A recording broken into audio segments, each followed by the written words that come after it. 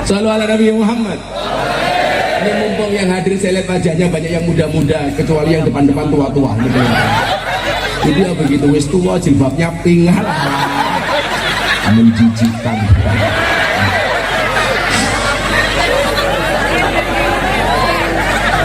Saya itu sensitif kalau ada orang jilbabnya pink. Saya curiga jangan-jangan sempaknya juga pink. Oh rondo.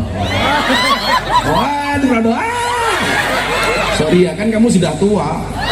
Gak mungkin aku suka sama kamu. Kan sudah kadaluarsa.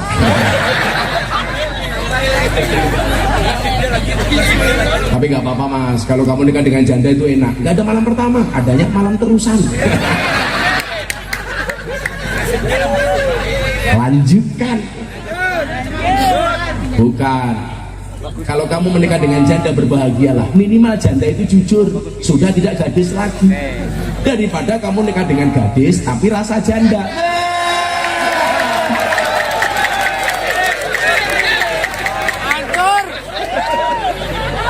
Remok sum. Oh no janda bengok-bengok. Info masih, info. Sing tajuk masih.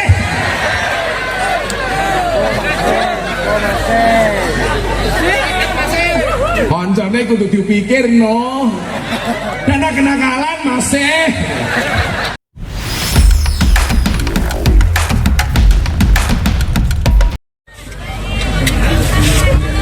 Assalamualaikum warahmatullahi wabarakatuh.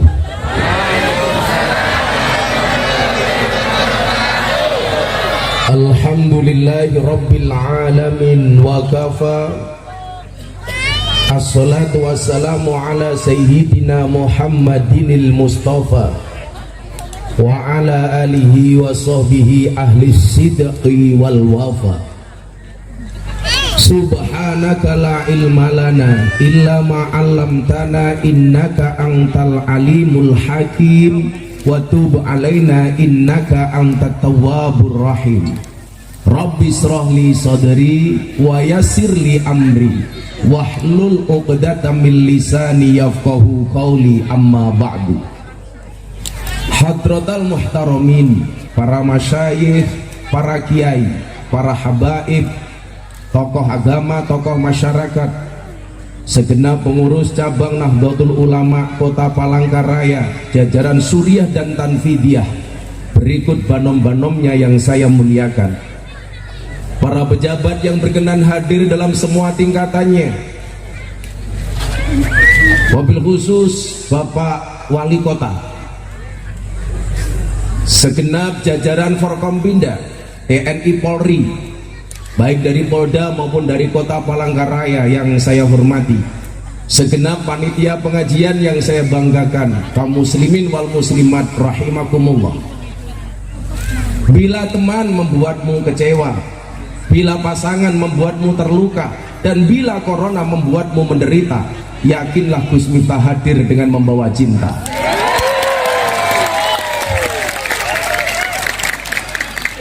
Cintaku padamu memang tidak seindah surat cinta untuk Setarlah, tapi yakinlah cintaku padamu lillahi ta'ala. Maka malam hari ini cukup saya katakan, beli pepaya keliru duku. Hai orang Palangkaraya, I love you.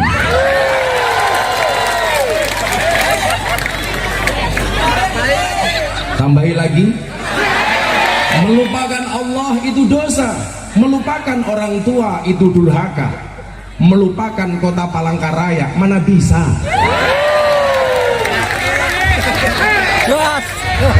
Tambahi cangkemmu.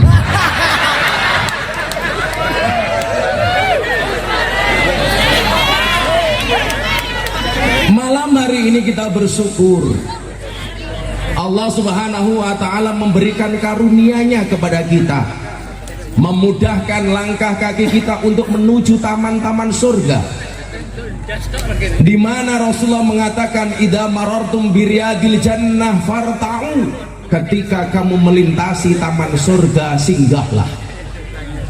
Para sahabat bertanya kepada Nabi, ya Nabi, ini masih di dunia, apa yang dimaksud dengan taman surga? Wa ma hiya riyadul jannah.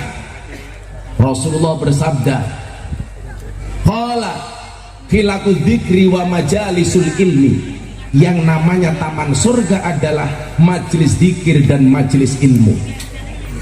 Maka semuanya yang hadir malam hari ini, saya yakin atas kecintaanmu kepada baginda Nabi, semuanya sudah pegang insya Allah tiket surganya Allah Subhanahu wa ta'ala. Saya selalu bilang, saya besok masuk surga yang ngawal banser. Banser itu kan tugasnya survei lokasi. Jadi sebelum kiai masuk surga, banser survei ke dalam surga. Begitu surganya siap, kiainya masuk, bansernya pulang lagi. Nah, saya meyakini sekian banyak yang hadir karena hatinya digerakkan oleh Allah. Manusia mampu bukan karena dia mampu, tetapi karena dimampukan oleh Allah yang maha mampu. Manusia bisa bukan karena dia bisa, tetapi karena dia dibisakan oleh Allah yang maha bisa. Coba Anda bayangkan satu hal sepele, kalau Allah mencabut kemampuan dari kita, maka kita tidak bisa melakukannya. Contoh tidur. Semua orang mengatakan tidur itu sepele dan pasti semuanya bisa tidur. Siapa bilang kita bisa tidur karena dibisakan tidur oleh Allah? Banyak orang sudah di atas ranjang baca doa, bismikallahumma ahya wa bismika amut. Dengan namamu ya Allah aku hidup, dengan namamu ya Allah aku mati. Mapan di atas tempat tidur, gak bisa tidur padahal sudah berdoa.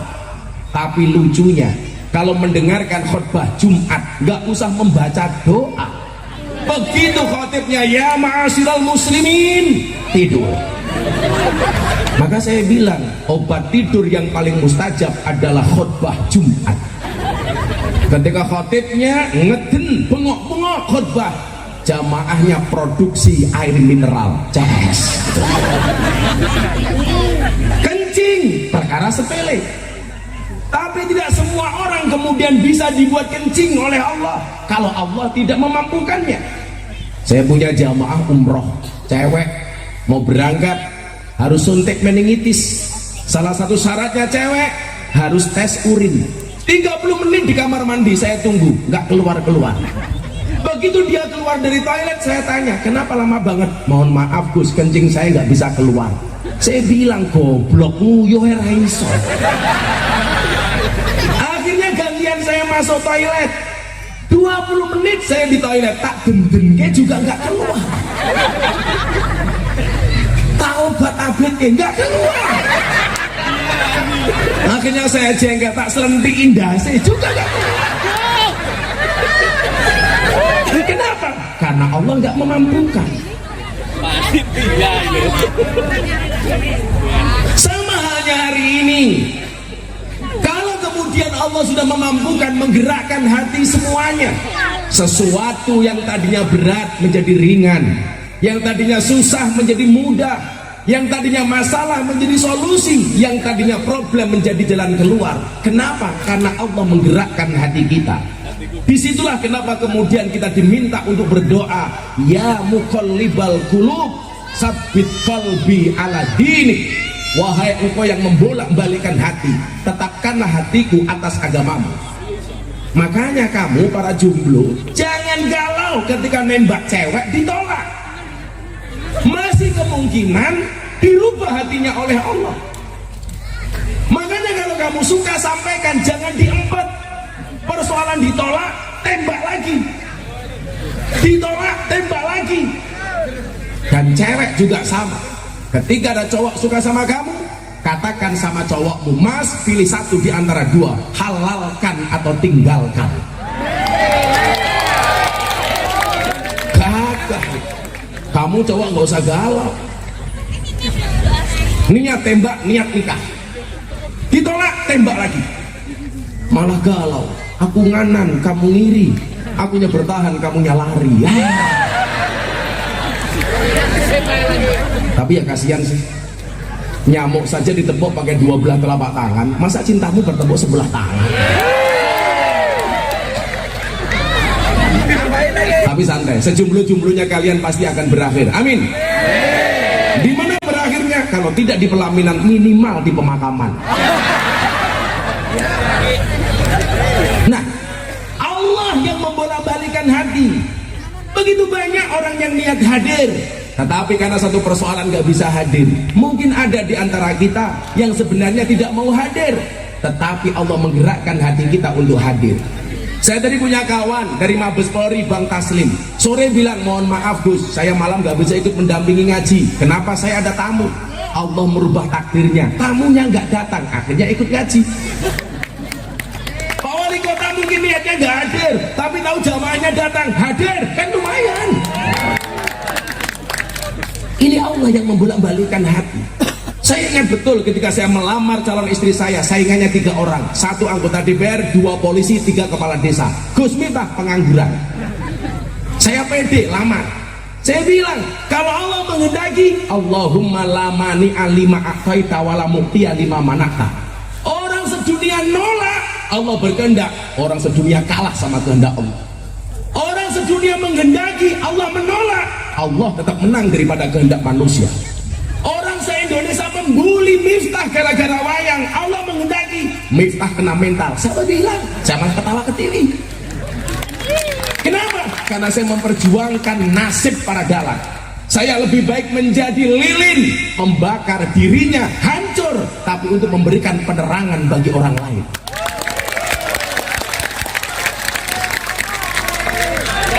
Kenapa? Karena kita punya Allah. Qalbun mu'min baitullah, rumahnya orang beriman adalah, hatinya orang beriman adalah rumahnya Allah. Satu ketika saya datang ke Taman Mini Indonesia Indah, ada pameran akik Pak Wali Kota. Akiknya di dalam batu ada kalimat Allah, dilelang. Anda tahu laku berapa? 7 miliar. Benda mati di dalamnya ada kalimat Allah, laku 7 miliar. Anda bayangkan bagaimana kemudian kalau hati manusia di dalamnya ada Allah, berapa harganya tak ternilai. Apakah ahli maksiat itu di dalam hatinya gak ada Allah? Ada. Apakah mereka gak punya iman? Ada. Apakah mbak-mbak WTS, PSK, pelacur gak punya iman? Punya. Tetapi mungkin keimanannya tidak setebal kita. Apakah mereka di dalam hatinya gak ada Allah? Ada. Saya masuk baca Quran, saya sholat, mereka nangis. Menunjukkan apa? Idza dzukirallahu wajilat qulubuhum, Al-Anfal ayat 2.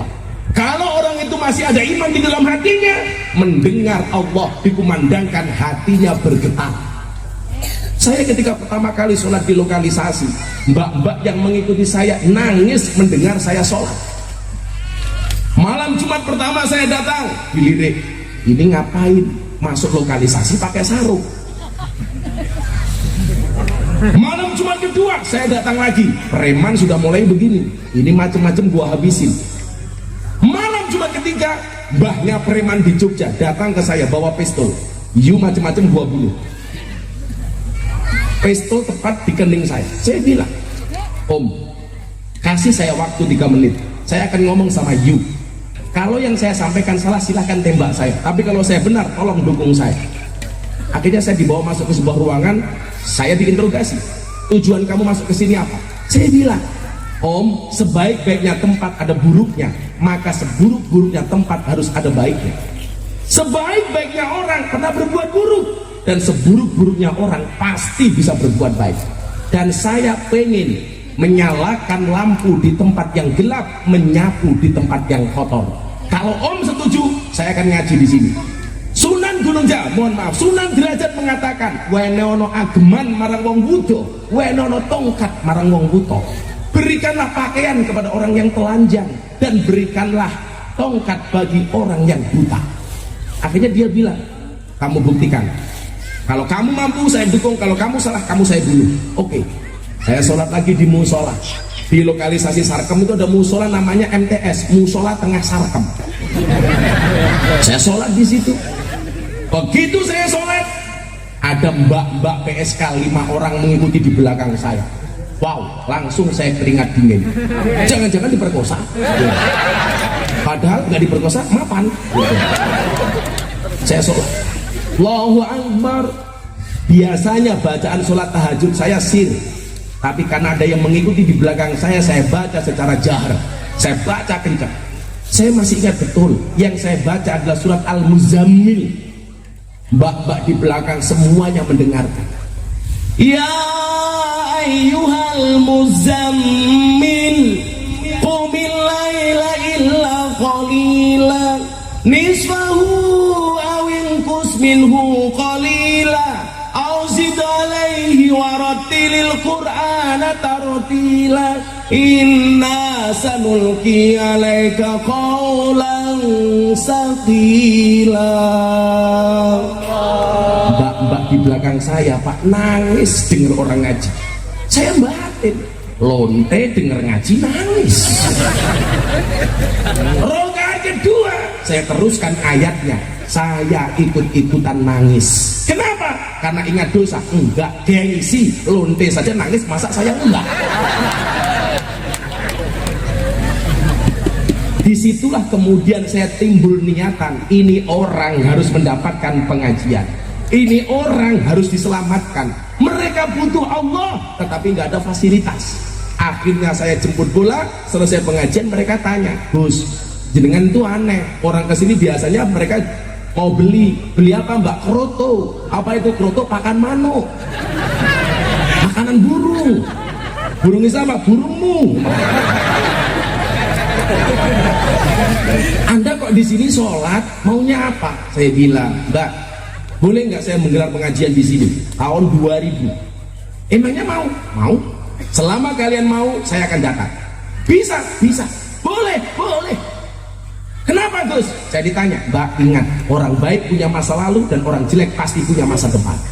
Itulah alasan kenapa kaca mobil bagian depan pasti lebih besar daripada kaca spion. Jawabannya adalah karena masa lalu kita lebih, mohon maaf, karena masa depan kita lebih besar daripada masa lalu kita. Terima Pak mereka. Akhirnya pengajian pertama disepakati yang datang 35 orang sudah dengan menggunakan pakaian dinas masing-masing. Yang bawah naik ke atas, yang atas turun ke bawah. Wow. Kang, mereka duduk dan nunggu pengajian saya bawakan konsumsi sendiri, saya bawa nasi bungkus sendiri, saya tenteng sendiri, jalan kaki saya bawa. Preman-preman semuanya liatin ini orang maunya apa. Begitu saya duduk di bawah, ternyata tidak semua PSK mau niat ngaji, tetapi banyak yang godain ustadznya. Begitu saya ngaji, assalamualaikum warahmatullahi wabarakatuh, mbak-mbaknya malah buka roknya, Gus Miftah. Karena pengalaman itulah sejak saat itu saya pakai kacamata hitam. Bukan karena menjaga pandangan, supaya kalau ngelirik nggak kelihatan. Pinter matamu. Ya tentunya untuk menjaga pandangan lah. Tapi kalau saya bilang seperti itu sok suci, ya biasalah manusia. Nah, kenapa kemudian saya lakukan itu? Sekarang begini hitung-hitungannya. Ini masih banyak yang muda-muda kelihatan wajah-wajah jomblo di sini. Kalian santai saja lah. Arum 21 wa min ayati an khalaqalakum min anfusikum azwajan. Allah menciptakan manusia berpasang-pasangan, betul? Itu artinya kalau kamu tidak punya pasangan, jelas kamu bukan manusia. Maneman, ngapain kamu sunat kalau nggak ada fungsinya? Malah seperti keran, penguyuh tok.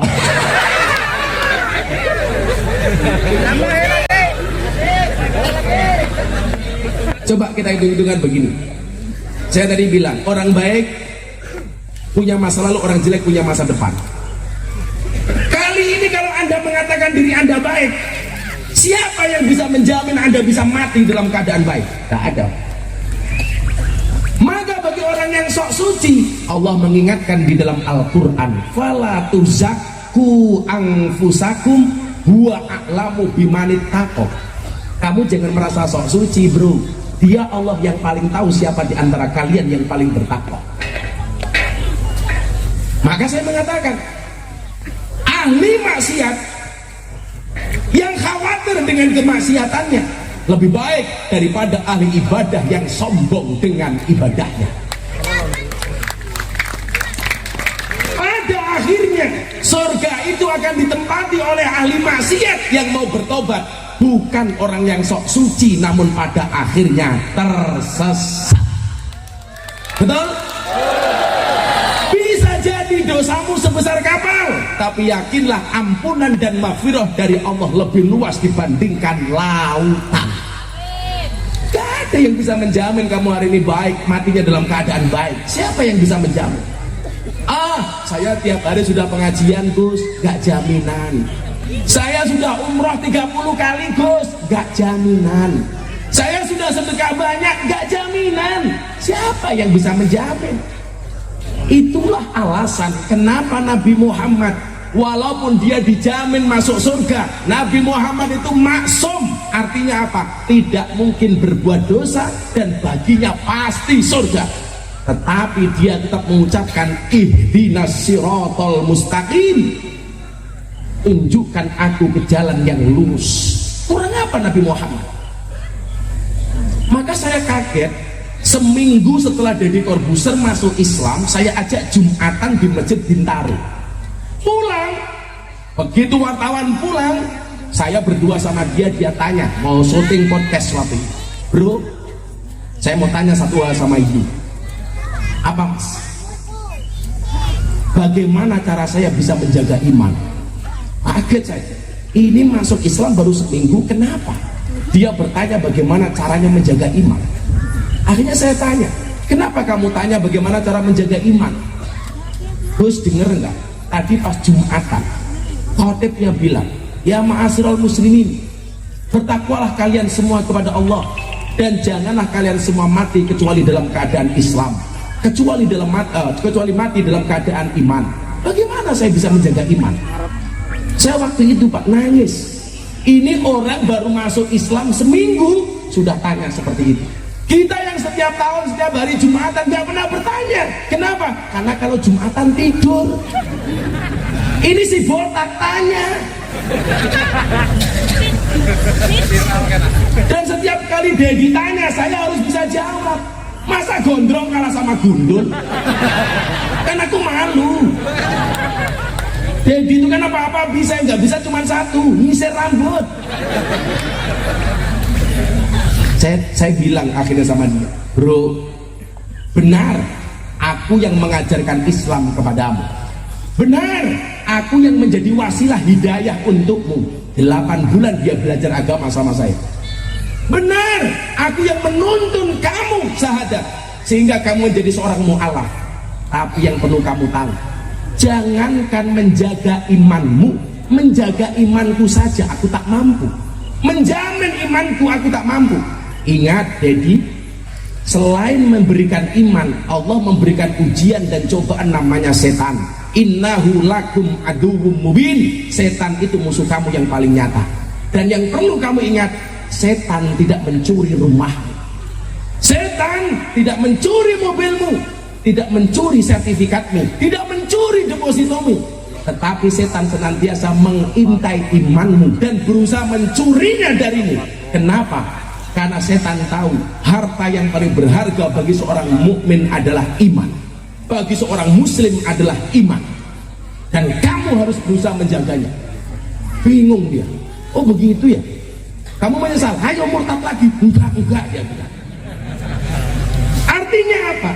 Enggak ada di antara kita malam hari ini yang bisa menjamin kamu lahir dalam keadaan Islam, pasti mati dalam keadaan Islam. Siapa yang bisa menjamin? Oh saya pengurus PCNU, gak jaminan bro. Ini rompinya NU masuk surga, rompinya orangnya embuh. Maka coba kita lihat dalam lembaran sejarah. Kopinya mana? Oh, di sini. Di mana-mana kopi itu pakai cangkir, kopi itu pakai gelas, goblok. Udah dingin lagi. Gak gaul loh. Katanya di kota. Ini untuk Pak Wali aja. Allahumma kopi panas. Al-Fatihah.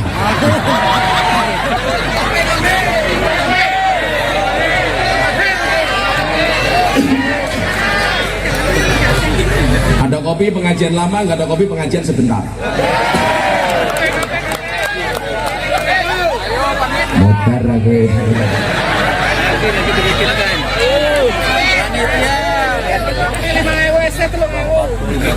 Ya, malah diregani. Kopi 5.000, ST 3.000. Itu suwe-suwe malah kayak germol nih. Shallu ala Nabi Muhammad. Ini mumpung yang hadir saya lihat wajahnya banyak yang muda-muda, kecuali yang depan-depan tua-tua gitu. Jadi ya begitu wis tua jilbabnya pink, menjijikkan.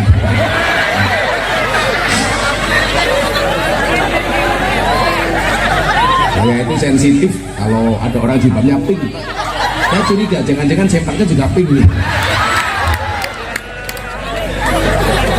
Oh rondo. Waduh rondo. Sorry ya kan kamu sudah tua. Gak mungkin aku suka sama kamu. Kan sudah kadaluarsa.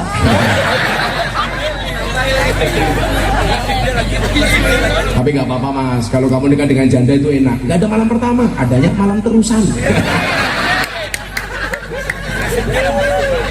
Lanjutkan. Bukan. Kalau kamu menikah dengan janda berbahagialah. Minimal janda itu jujur, sudah tidak gadis lagi. Daripada kamu nikah dengan gadis tapi rasa janda.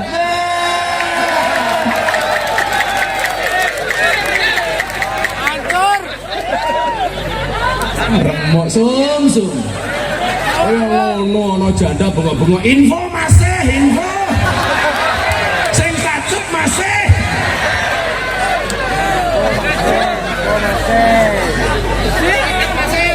Koncone kudu dipikir no. Dana kenakalan masih. Cing aku. Cah ompong yang gaya. Coba kita lihat. Lembaran-lembaran sejarah membuktikan banyak orang yang awalnya beriman mati dalam keadaan kafir. Demikian juga sebaliknya, yang awalnya kafir dia mati dalam keadaan iman. Bentar dulu ya bos ya, aku tak manggil satu orang. Kita lihat dalam sejarah. Kok cepet?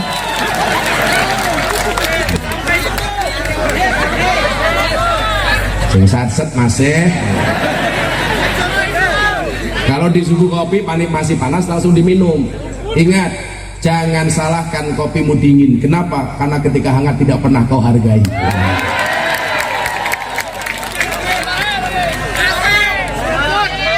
Mbak-mbaknya tahu kenapa kopinya pahit? Karena manis yang kamu habiskan. Tapi bohong. Pak Wali Kota, jadi orang itu kayak kopi saja. Gus Miftah itu kayak kopi, pahit sih, tapi banyak yang mencintai. Maka malam hari ini saya katakan sama orang Palangkaraya, cintaku padamu seperti air kencing di dalam kolam renang. Maksudnya apa? Wujudnya tidak nampak, tapi hangatnya bisa dirasakan. Masuk, masih.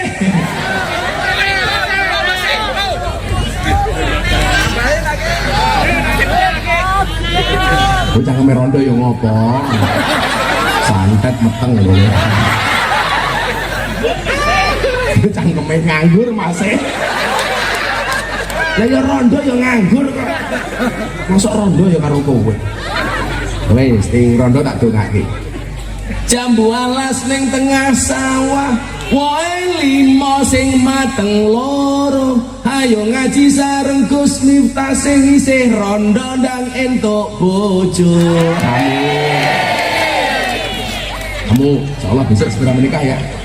Wih dolanan HP, HP ini cross yang gaya. Nanti Hadro nyanyi sama mas-mas saya, tapi yang gaul-gaul. Insyaallah saya besok masuk surga, anak Hadro ikut. Saya masuk surga, anak Hadro ikut. Amin. Tapi yaitu di surga saya kelon sama bidadari, kalian Hadroan. Kasihan. Koncone ya dipikir no masih. Shallu ala Nabi Muhammad. Coba kita lihat lembaran sejarah. Begitu banyak orang yang hidup dalam keadaan iman, matinya dalam keadaan kafir. Ada Nabi Musa, itu punya musuh besar, dimusuhi oleh ulama. Di zaman Nabi Musa ada ulama besar namanya Bal'am bin Bahura.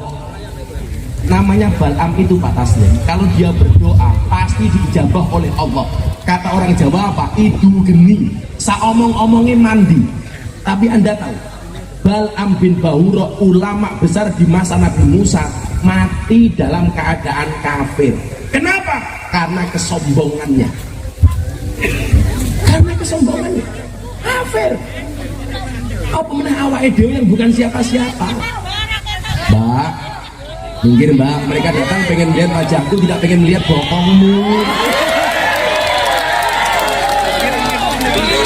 Duduk di sini kalau mau, nggak apa-apa, kayak banser itu loh. Duduk tanpa tikar, pulang pengajian little body.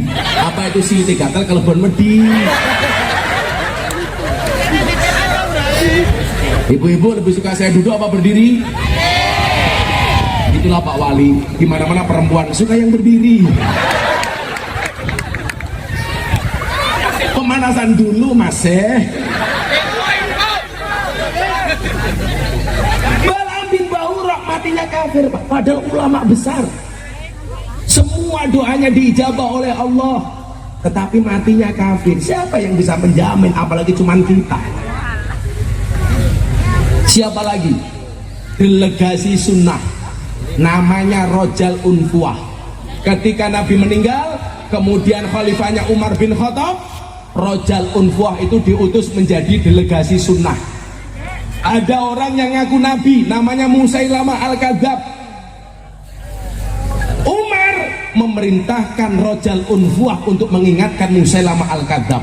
Tapi Anda tahu, Rojal Unfuah mati dalam keadaan kafir. Siapa yang bisa jamin? Ubaidillah Al-Jasi yang menemani Rasulullah hijrah sampai ke Habasah mati dalam keadaan kafir. Kenapa? Karena kegemarannya minum khamar. Makanya kenapa kalau anak-anak pemabuk justru saya dekati Pak. Saya nggak mau dia menjadi seperti Ubaidillah Al-Jasi. Apa? Hujan. Pengajian bubar. Yes. Udan Pak Udan. Lanjut.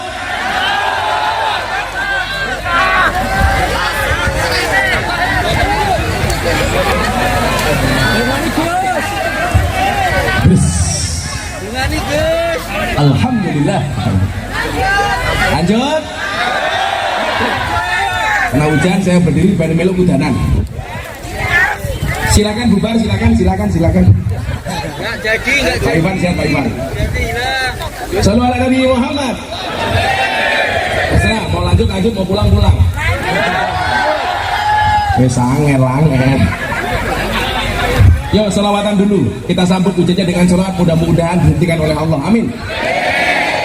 Sholli wa sallim daiman